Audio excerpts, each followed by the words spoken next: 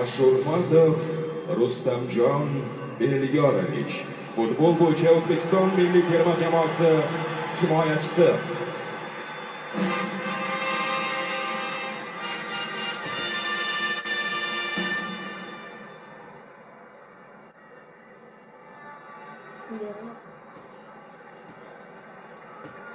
Bo'riyev Abdurauf Anvar o'g'li, futbol bo'yicha O'zbekiston milliy terma jamoasi yarim himoyachisi.